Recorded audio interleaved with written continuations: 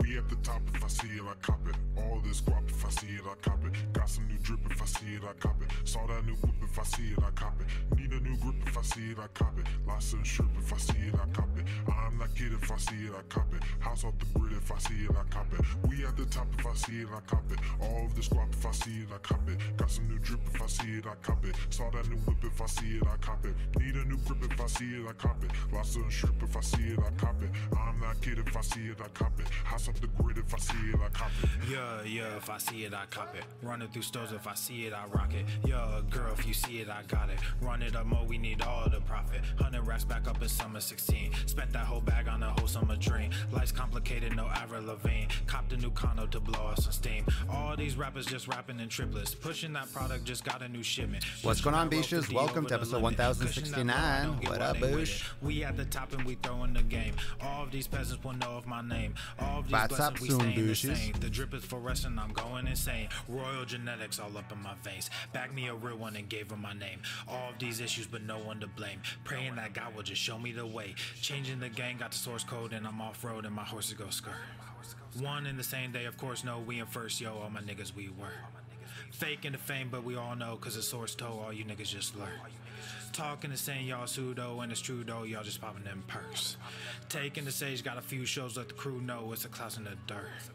I am the king and it's my throne, y'all are kind though, they keep calling me Zerk. Be at the top, if I see it, I cop it. All this guap, if I see it, I cop it. Got some new drip, if I see it, I cop it. Saw that new whip, if I see it, I cop it. Need a new grip, if I see it, I cop it. Lots of strip, if I see it, I cop it. I'm that kid, if I see it, I cop it. House off the grid, if I see it, I cop it. We at the top, if I see it, I cop it. All of this guap, if I see it, I cop it. Got some new drip, if I see it, I cop it. Saw that new whip, if I see it, I cop it. Need a new grip, if I see it, I cop it. Lots of strip, if I see it, I cop it. I'm that kid, if I see it, I cop it. House off the grid, if I see it, I we cop only it. got one life, I'ma get that. If you with that, do not sit back and just wish that you had it. Despite all your witchcraft and your riffraff, this is my gift and you wish that you had it. Tonight gonna bump trap, gonna thump that. Drums in the back and you know that we have it. Girls like where the one at, need to run back. Flee from these niggas, you know that they savage. They acting macho like they Randy Savage. They call me Pablo, the kingpin is at it. I am Apollo, you Rocky, I've had it. Y'all can just welcome, Kelly, welcome. I am Jack Sparrow, my verses is cracking. I am the ghost and you Catching a live daily Swole. Also joined Swolenormous X the other day. Awesome. Welcome to the show. Welcome to the fam, too. Welcome to the show. Welcome to the fam. Welcome to the show. Welcome to the fam. Welcome to the show. Fam. All I want to make is seek fucking gains, bro. Where the fuck is everyone? Let's go, bitches.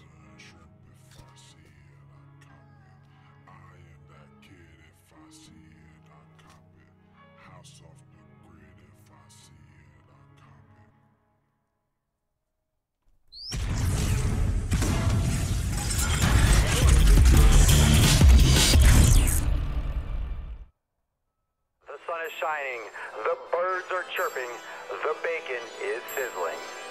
Welcome to the Daily Swole. Testing.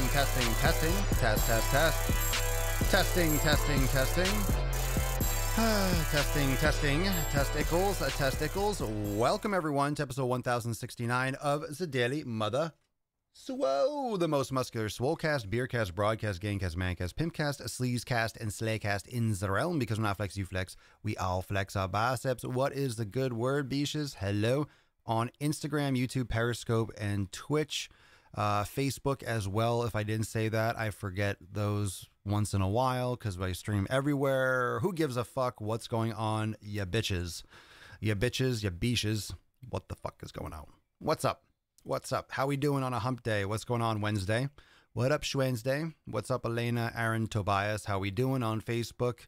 Hello, Instagram. So, We have a big week coming at 12 noon today, so we'll be here for about 30, 40 minutes, perhaps. We'll get through the content today for the podcast. Those of you that are Swolenormous X members, we'll be going live for our accountability meeting this week, so that's at 12 noon, so you'll be watching this, and then you'll go right over to the private Facebook group for the accountability meeting, so we'll get into that there. And let's see, aside from that, it's hump day, but today we're going to talk about nutrition. We're going to talk about eating and timing your eating, and this is something that always comes up in conversation. This is something that always gets asked. This is something that always seems to be in the conversation. What time of day should I eat? Should I eat around my workout? So if you have questions on that, you can talk about nutrition. Today, drop your questions right now if you're watching live. It's going to be about training. It's going to be about nutrition specifically, when to eat around your training and so forth, which the answer is pretty much whatever. The answer to this, to all that, is whatever you want. Your timing is whatever you want. And I'm going to explain what I mean by that, because it depends on the person. But for most of you that are wondering about when to eat and your nutrient timing and all that stuff, you are worrying so much about something that does not matter that much. You are so concerned about getting it right, but you're concerned about getting it right before you even try something. And nutrition timing in today's society should be more around what your personal schedule is, what you are able to do on a regular basis, what you are able to be consistent with. And that's unfortunately what most people lose. They don't focus on what they can be consistent with. They don't focus on what they can be regular with. They focus on, oh, what is so-and-so doing? Let me do what he does. And that's not the best way. That's the best way to maybe get some results. That's the best way to maybe get some ideas for what you could be doing. But on a daily execution basis, it doesn't necessarily map to what you need for your schedule. It doesn't map to what you need for your experience. It doesn't map to what you need necessarily for your goals. And that's where when people ask me, what do you eat? It's like, well, it doesn't matter if I tell you that. It doesn't mean that you should be eating that, which is why trainers and online coaches that are sending people nutrition plans are very, very reckless without going through an elimination process and really understanding medically what that person is going through and what they truly need as a one-on-one, as an individual, that bio-individuality, what that person reacts best to when it comes to food and how that person should be eating. That makes a big difference. It makes a big difference. You know, what their schedule is, when they will be able to eat certain foods. That makes a big difference. It's not just putting the food in your mouth. It's going to be, well, when are you able to put the food in your mouth? Well, let's organize what you're eating. Let's organize what you're doing around that ability to put food in your mouth. Let's revolve your approach and your timing, your schedule for eating around when you are most able to consume it. And you'll be surprised, you'll be shocked at how easily nutrition, meal prepping, cooking, all those things just blend in so nicely with your schedule, with your life, when you allow them to. And that's where people dieting. Oh my God, I'm dieting. I'm on a diet. That's a bad word. You shouldn't be on a diet. I think you should be on a diet. I think diet is just what you're eating. It's your way of eating. Everyone has a diet, and your diet should revolve around your needs, your schedule, and your capacity, right? What you enjoy ideally, but more importantly, the tools, you need to be consuming the tools that you need, and you need to be consuming them regularly, okay? And that's going to depend on your personal schedule. So for example, if you are a truck driver or you're in transportation and you don't have a lot of time to cook during the week, you're going to need to prepare things maybe once a week and put them in a freezer or in a cooler and have something that you can bring with you on the road. Maybe you cook twice a week. Maybe you're the type of person that does that Sunday meal prep. Maybe you're the type of person that cooks every day. Maybe you are someone who likes to snack during the day, or maybe you're someone that doesn't have a lot of time to eat on an individual day and you like something more along the lines of intermittent fasting, also known as skipping breakfast or not eating until the afternoon. Yeah, it's a very simple process, and we get hung up on which one is best. So often we get hung up on which one is the best for fat loss, which one is the best for building muscle. I want to build muscle and lose weight. What should I be doing? Not the right questions. Not the right questions. You can build muscle and lose fat doing any fucking diet. It depends on what your experience is and where your starting point is. So if you have a lot of weight to lose, you're more likely to be able to build muscle and lose fat at the same time. If you are more lean, it's going to be a very, very slow process if you're trying to minimize your body fat completely. And it's really just an upward battle that it's not worth fighting if you really want to make some more significant progress. Reheating food. I never reheat my food. I don't like to. I hate microwaves, so I try to avoid them as much as possible. Let's see some questions. Let's see. I like to eat after working out, after work, because I work out in the morning and I don't eat before, so I'm hungry anyway. Cool. And that goes again to the schedule. So any questions or any comments you have right now, you can drop them in the comments below. So let's start there. We'll start with that concept. What time you train. What the time you train. If you're working out first thing in the morning, you don't really need to eat first thing in the morning. And the same goes for working out in the afternoon or evening. You don't necessarily need to eat right before. Now, if you work out at 5 or 6 o'clock in the evening, chances are you're going to have some kind of food beforehand.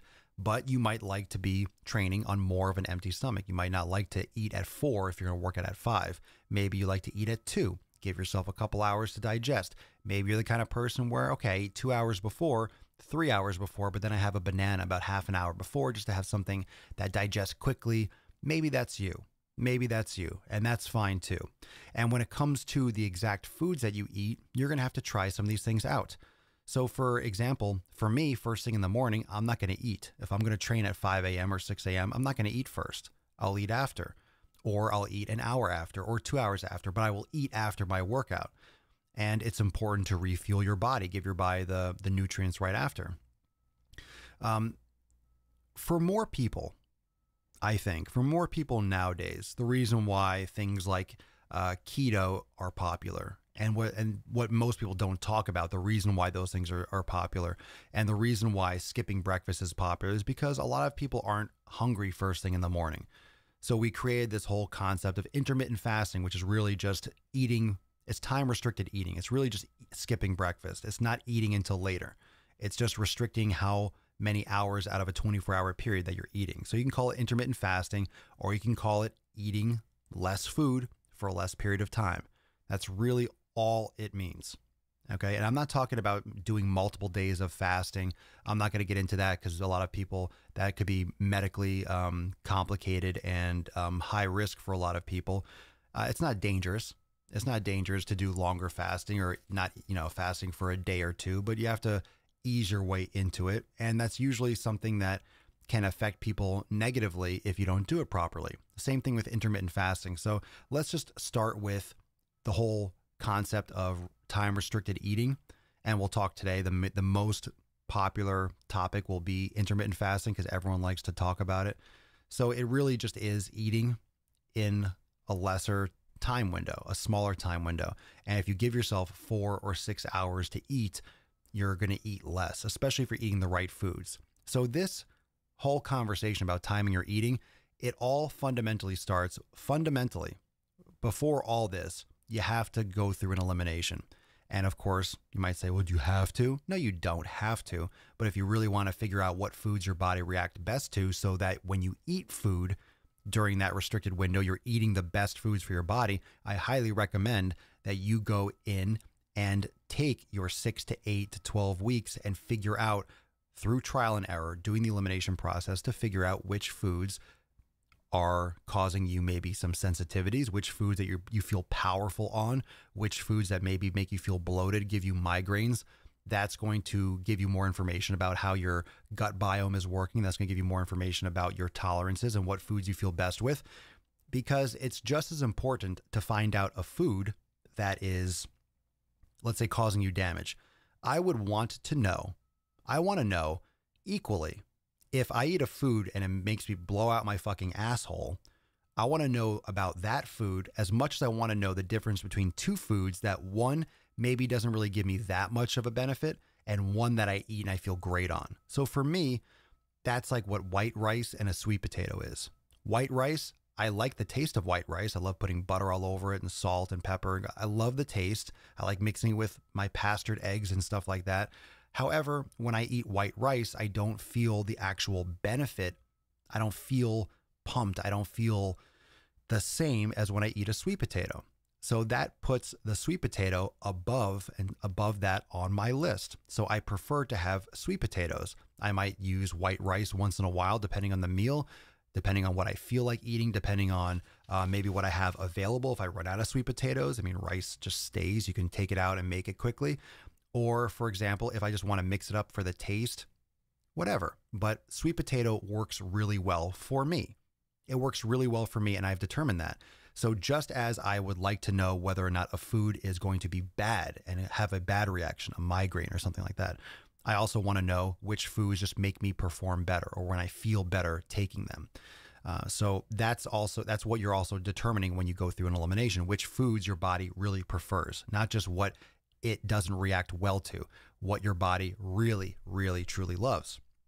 And then you can determine, once you have that, once you know what foods your body is, all right, these are the ones that my body really likes, I don't have issues eating these things, then you can start looking at your timing. Then you can look at, okay, should I be intermittent fasting? Should I try that? Is that better for my schedule? What about keto? What about vegan? What about, vegetarian, pescatarian? Maybe doing something more like paleo based, maybe doing something more like fat adapted, but not quite keto. And that's where you can really, find a little bit more direction, because you can customize your eating habits around your schedule and what's more convenient for you. We don't live in the wild. We don't all have the same schedule. So to say that everyone should be intermittent fasting, I think you can make that argument from an evolutionary standpoint, from a biological standpoint, that the human body is designed to go without food. I think that's accurate. It's designed to go without food completely, or maybe limited quantities of food. Maybe you're drinking coffee during the day, or you have bulletproof coffee, or you have a little light thing in the morning, but the most of the day you're not eating. Like, I think there are a lot of benefits to not eating so much during the day. One, your stomach is going to, shrink and recoil a little bit. You're not stretching it out constantly. You're not constantly giving yourself food, so your body isn't constantly expecting food. You're not going through that insulin roller coaster where you get that hypoglycemic nature where you're like, oh, I'm hungry, and then I need to eat, and oh, I'm hungry again, then I need to eat, oh, I'm hungry. It'll kind of even things out and give you a little bit more leeway to consume to your satisfaction within that 4 or 6 hour window, which I think it gives you the ability to almost kind of like binge eat, in the sense that you get to just eat and be satisfied and feel good with your consumption, and that will take you through the next day until the next eating period. The issue with things like intermittent fasting with people is they do it wrong and they're not eating the right foods. That's why it's very important to understand that you're eating whole foods. You're not cheating. You're not intermittent fasting and eating pizza and pasta and breads and all this like processed shit. You're eating real whole foods. So when you do your intermittent fasting and you have your 4 or 6 hour eating window, you're eating whole foods. So you might engorge. It might feel like it, but you're only able to eat how much you're able to eat in a 4 or 6 hour window. You're only going to eat maybe 1,500, 2,000, calories. You're only going to almost pretty much eat either less or maybe match or just match your caloric needs, depending on how much you're consuming. So that whole food base is going to make intermittent fasting very effective. Where it could become not effective is you didn't eat all day. So then you just go and you fucking eat the world and you end up overeating your calories. And I don't care if you're doing keto. I don't care if you're doing paleo. No matter what you're doing, if you're over consuming your calories, you're putting yourself at risk for weight gain long term. And you can still gain bad weight intermittent fasting because you could be binging. You can still see every negative effect of weight gain by over consuming calories. That's why the whole food aspect is so important, because if you're eating fundamentally the right foods, you're less likely to overeat them, even without calculating. It's very hard to overeat. It's very, very hard to overeat calories unless you're actively trying to, especially when it's whole foods. When you're trying to eat, for those of you that try, right, grass-fed beef and sweet potatoes and like real dense, calorically dense foods, it's hard to eat 4,000 calories and just, gain tons and tons of weight. That has to be your goal. If you're trying to bulk, it's like all your energy is focused on bulking. So that's what you're trying to do. But most people are trying to maintain their weight or build some muscle, shed some extra body fat and, lean out some. That's what most people's goal is. So it's much easier to maintain that and not have to micromanage your life. You don't have to weigh every last thing. I just don't think that's a way to live. I don't think that's appropriate for someone to do because it's not necessary. It's not what our bodies are designed to do.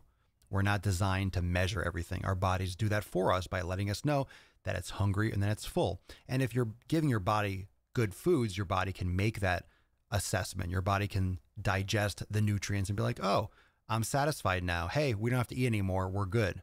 That's important. Your body has to have that ability, and it only has that ability when you're eating real food. Yeah, I see some good strategies here that I promote myself. Aaron, I start my day with about 30 ounces of water. I recommend everyone. I have, let me show you while I'm here. Let's see. Well, this is full of coffee, but I have another one over here with water, but I have like a hydro flask. I like these things. I mean, you can use any kind of bottle, but I like them because they're stainless steel and they keep things hot and cold and so forth. But I have one of these and I chug it full of water before I even drink my coffee in the morning. So pound water. I have some Celtic sea salt in there for minerals and stuff, but I drink a big thing of water first thing in the morning. And that's a great way to hydrate yourself because you're dehydrated first thing in the morning. And it's a great way to neutralize your hunger. Most times, if you chug a big thing of water, you're not going to be that hungry, or it's going to normalize your hunger to what you actually are. And again, I've talked about this during a lot of these podcasts.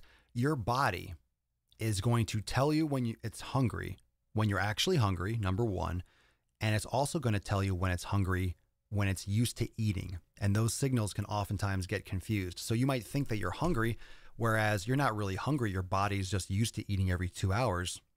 So it's going to send you a hunger signal.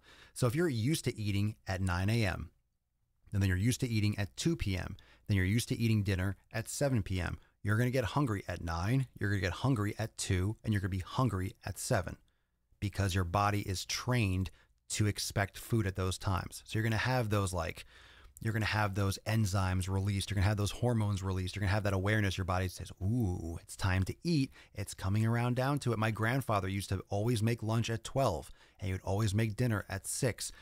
I wonder when he felt hungry. Because you do that for 80 fucking years. And yeah, you're going to feel hungry at those times. It's just the standard times for you to eat. And that's the classic. Oh, you eat breakfast at 6 a.m. You eat lunch at 12, you eat dinner at 6. That's the classic, 1940s, 1950s. You have breakfast, you have lunch, and you have dinner. We know now from research and from experience that human beings can and should be doing more fasting, should be limiting their food consumption window. We should be more active. We should be exercising. But that also gives us a nice big broad canvas to customize our painting a little bit. You don't have to all do intermittent fasting. You don't have to do intermittent fasting all the time. Maybe certain days of the week it's more convenient for you. Maybe you intermittent fast. Maybe you don't do it every single day. My point is, those types of details don't matter for everyone the same level. A lot of people can fluctuate between a couple different things, but generally, when you give yourself the most consistent exposure to any kind of schedule, when you give your body a regular lifting routine, when you give your body a regular eating routine, whatever that is, it allows you to be more consistent and to stay on track. If you're always eating at a random time, your body can't get efficient. Psychologically, you can't get efficient. Psychologically and physically, you can't get any kind of rhythm. And that's really important for your body to do. And it really depends on what you're able to stick with, what you're able to stick to. So this podcast, if anything, is to redirect your attention to those fundamental principles of determining the optimal foods for you. But then it puts the ball in your court. It gives you the ability to manipulate. It gives you the ability to customize your eating schedule rather than feel like you have to do one thing for health. You don't have to intermittent fast. You don't have to do keto. You don't have to do paleo. You can do a blend of all of those and you can find what works best for you. It's possible, but you have to be willing to want to try things and to work harder and to pay attention and to focus. And guess what? A lot of people don't want to do that. A lot of people don't want to pay attention. A lot of people don't want to focus. A lot of people don't have patience. A lot of people don't really care. They want to be just told what to do. And the problem is those people that just want to be told what to do. Oh, what foods should I be eating? Tell me how many cups of rice, how many sweet potatoes, how many ounces of this. You're just following the leader. You're not learning anything. You're following a meal plan that is more than likely not designed for you. You're probably not eating the healthiest foods. Your body is probably not consuming the foods and the nutrients that it should to perform optimally. And you're just kind of, that you're just following the bouncing ball. You're not actually educating yourself and learning how your body works. And that's a weakness that's going to perpetuate itself in your fitness and your life until you take control of it. You don't want anyone to be in control of your nutrition. You want to understand. You can make decisions. You can make all sorts of decisions when you go on vacation.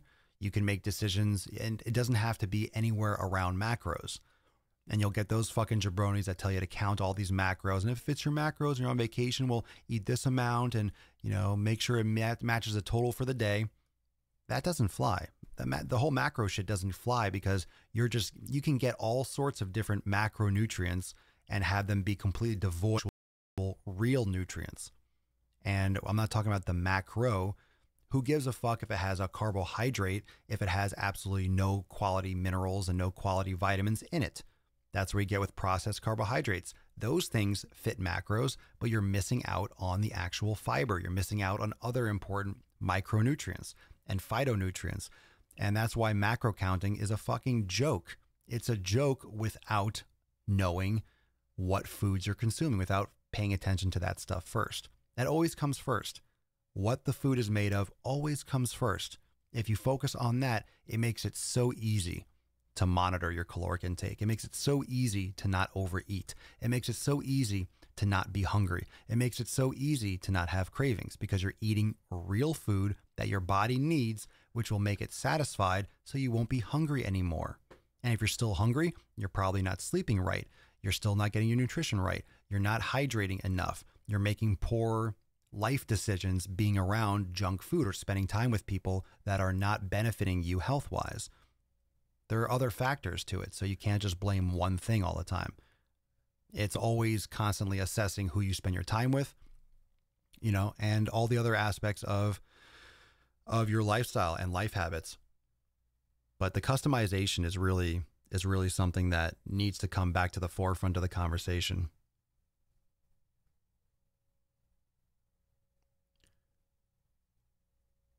Sometimes life gets in the way, but make sure your diet is always on point and you'll be fine. If you think of it as life getting in the way, I go back and forth, life gets in the way, or it's just life. Life doesn't get in the way. Life is this. This is what life is. So right now, this podcast is life. Your nutrition is life. So what do? I think a lot of you that watch this already focus on what you're eating. But what's your personal experience with this? Those of you that are listening or watching live, what's your experience with focusing on what foods you're eating? Have you found it much easier or much less important when you eat those foods? I'm curious as to your personal experience. Those of you that focus primarily on what foods you're consuming, have you found it less important when it comes to nutrient timing and like tracking your calories? Have you found that less important? I don't find that I need to micromanage and count my calories. If I feel flat or that I'm not, or I'm losing size or I don't feel as strong, I just up it. I just start increasing. I eat a little bit more, add another sweet potato. I have a little bit more, or I eat one more time during my eating window, or I eat a little bit extra. That's just me. And I don't have like specific, and this is honest, I don't have specific goals. I'm not trying to gain 5 pounds. I'm not trying to lose 6 pounds of body fat, or I personally don't have those types of goals. I go by how I look, how I feel, and then that's fine for me right now. I don't have specific training goals. I'm not trying to gain a certain amount of weight or lose or strength. I don't have specific goals right now. My goals are different. My goals are different in terms of mobility and meditation and my training split and being consistent. And I have other goals in the moment. But when you're eating real food, I find that it's much more easy. It's much more easy to for all those things to fall in place. All those things that you often have questions about, if you're eating the right foods, they usually answer themselves because you find out so much information about your body when you're giving it the right fuel. Amy, I haven't tracked calories in months. Aaron, I count nothing. What I eat is more important than when. Let's see. Gildan on YouTube, during the elimination, I was doing great without stressing about when I was eating so much as eating when I was hungry after water. Nice. I enjoy eating salads and fruits. I have more energy to do things and I seem to eat less with more contentment, with more satiety. Very good. Richard, I just eat real whole foods with little to no extra bullshit, don't count shit, and some level of portion control. There's always a portion control. And that's another thing I wanted to talk about. There's always a portion control. So even for me, when I'm making my food, it's like, am I putting this much steak or this much steak? Am I having one sweet potato or am I having two? But I'm aware of what I need. Like if I want to gain a little weight or I want to put on a little size or something, I'll look at that plate and I know that I usually eat one sweet potato. Well, I should have some more, shouldn't I? If you want more calories, guess what? It's more food. So I might have that plus a half, or I might have a little extra something. And it's not necessarily that conscious of an effort, but if I need to eat more, I just eat more. And I know what I'm putting on my plate regularly. I know what I normally eat. And then you just eat more of that. And the same number, if you calculated it, would come out. If I calculate the calories and I had a sweet potato and a half over one, then I would have more calories overall. So it still relates.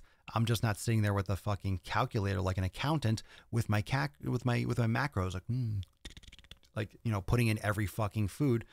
That's not how. That's a waste of energy. I find that to be such a waste of energy. It doesn't mean it doesn't have its place in fitness and management. It still exists. Caloric intake exists. But for the average person, it's not the right focus. It just gets you thinking that you need to hit these numbers to be healthier and to have a better lifestyle. And that can come later. I really do think that's more at the top of the pyramid than at the bottom. And a lot of people just come into fitness and come into dieting, into this whole thing with Weight Watchers and shit like that. And I think it's terrible. I think it's a terrible approach. And it's not to say that it doesn't work, but for a lot of people, it doesn't. For a lot of people, it doesn't. I have no problem with you counting macros, but you shouldn't start with that. Most people come into it thinking that's where they need to start, caloric restriction. And that's why most people fail with nutrition, in my opinion, because they come in counting and measuring, but they're fundamentally not eating the right things. So they're still falling short. And that's why you always have hunger cravings. That's why you always feel crashing. That's why you always feel, oh, I'm hungry. I want food, because you're eating less, but now you're still eating shit. You're still eating foods that your body doesn't like and doesn't work with optimally. So now you're eating less of them. So you're getting even less nutrients. Sean, honestly, if I'm tracking and I'm trying to do it perfectly, it just makes me angry, angry or anxious. Alina, I track macros and micros. I'm at the point that if I don't, I feel lost. See, I don't want to be trapped. I don't want to be, I almost feel like you're a prisoner of your own life if you're tracking. How are you tracking macros? What do you mean by a micronutrient? You're tracking like how much vitamin C you get and shit like that? Jennifer, I find that bad foods for me affects my sleep. I have bad dreams when I eat badly. Super common to have restless sleep or lack of quality sleep, especially if you're eating late at night, period. You're not supposed to be digesting when it's late at night. So if you're digesting, it's going to affect you getting into like deeper levels of sleep. I try to track, just pointless. Hi, Swole Normous. First time watching. What's going on, Jeanette? Intermittent fasting timing to me is of essence due to my state of being, but quality whole foods is top priority.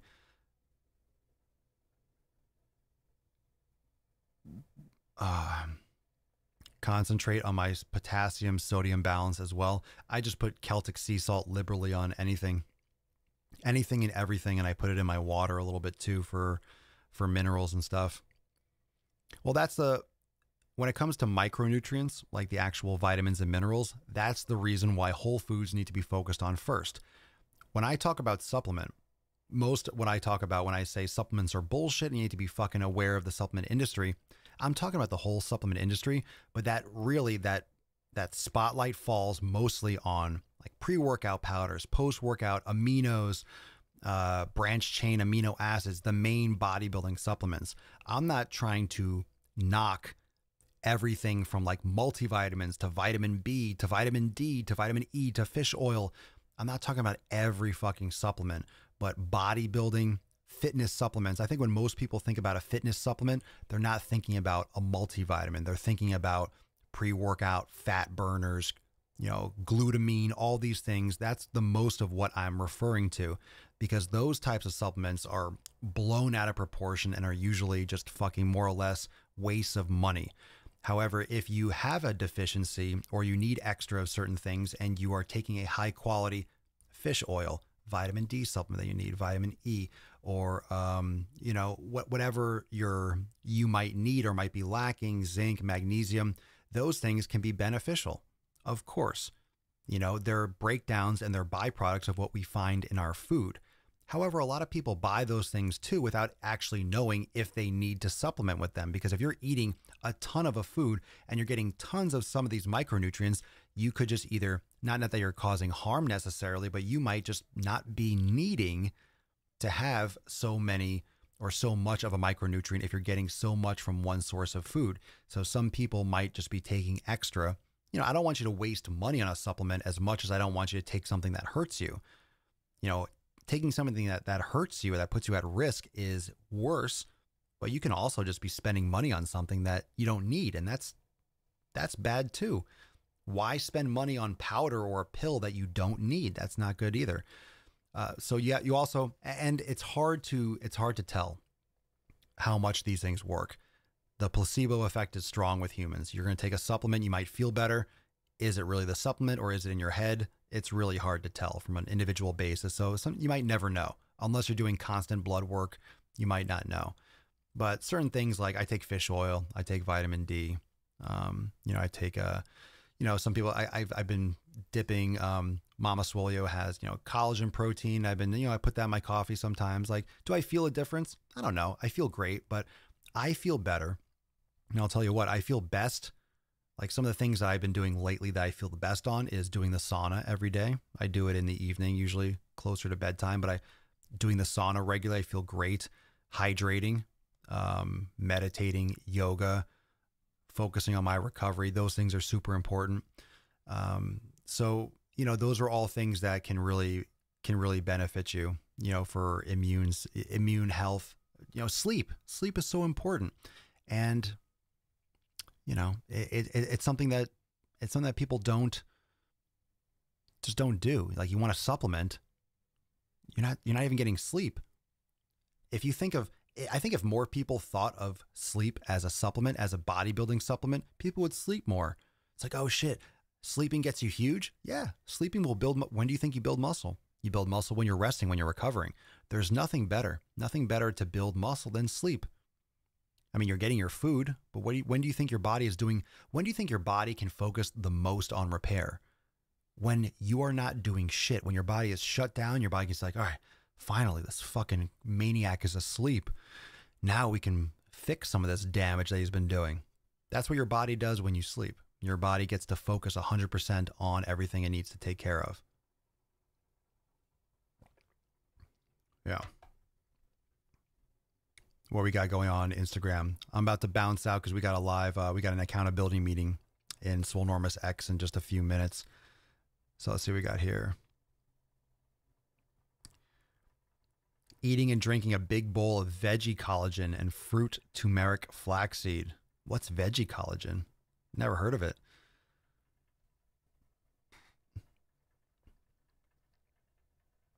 When I track my macros, I would undereat. It wasn't on purpose, though. I guess that's the quote pressure you put upon yourself not to mess it up. Yeah, but I don't want to go through my life restricted. That's another thing. I want to guide you all for nutrition. I want to help you. I want to help you take the power back for your nutrition and realize that you don't have to micromanage, because it's not just like I want to say this. I don't want anyone to feel, you shouldn't feel pressure. Look, I don't think you should feel pressure during your day for your food. I don't think that should be a source of pressure, because if it's a pressure source, if you're looking and you're counting and you're tracking, for me, I see that as a level of stress. I see that as a point of discomfort and friction. If you're eating something, then you have to track it. And I've mentioned this before. If you are someone who loves to track and you love to see those numbers and you love to put it in your phone, then do that. I mean, if that's something that you like to do, who am I to tell you that you can't do it? But I would say that the vast majority of people fucking hate counting, but they think they have to. So it's a point of friction, and then they're going to feel that pressure. They're going to feel that pull, and they're less likely to stick to their shit. I don't think your nutrition should be a point of pressure. I think it should be a point of pleasure, from the sense that I'm getting my fuel.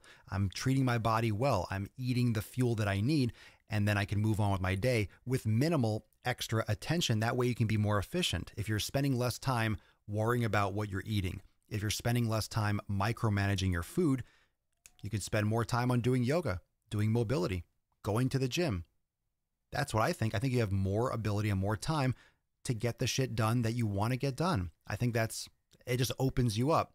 So the less that I have to worry about making food or what I'm eating or what I need to make, and the more I could be in a routine, the more efficient I could be with like my content creation, the more I could be efficient with my schedule. I don't worry about the clothes that I wear. Obviously, I'm usually not wearing a shirt. I don't have to worry about what I'm wearing for my podcast. Hey, I'm going to do a video today. So what? I don't care if I'm not wearing a shirt. That's my choice. It's my content. I'll do what the fuck I want. But I try to simplify other things to save me time. And that's how I roll. I know a lot of people love to make food and have it look a certain way and have it look pretty and have it look like all that. Okay. Everyone's different. Everyone's different. Some people love to make their food. They love to cook. They love to make it a visual production. I get that. It's just not something that is for me. I find that to be a waste of time. But that's also not my interest. The cooking and the presentation is not my interest. It's something that can be extra, but we have to focus more on what we're eating, the foundations, and then build from there. And we'll talk more about that this week. We'll get more into some of the nitty gritty. We'll get into some more of the details, especially with all the questions that I've been getting here and on YouTube. We're doing a lot more content on that too. And a lot of this is things you have to test and determine. But from what I found personally, there are a lot of things that I probably do that I want to share with you that might help, fast track you towards, seeing more progress without getting hung up on some of these details. If you minimize what you're getting stuck on and how much time you have to spend mentally, you can get down to actually fucking doing shit. Don't get hung up on all these kind of fucking little details, right? So we'll continue that this week. Those of you that are in Swolenormous X, I'll see you right over in Swolenormous X in just a couple moments for the masterclass. But thank you everyone for joining me for episode 1069 of the Most Muscular Swolecast, Beercast, Broadcast, Gamecast, Mancast, Pimpcast, Sleazecast, and Slaycast. In the realm, because when I flex, you flex, we all flex our biceps. I'll see you tomorrow for 1070. Turn on your post notifications and make sure that you follow Papa Swolio everywhere for the sick fucking gains. Peace, McGee's fam. Deuce Magoose, ya boy, Papa Swolio. Out.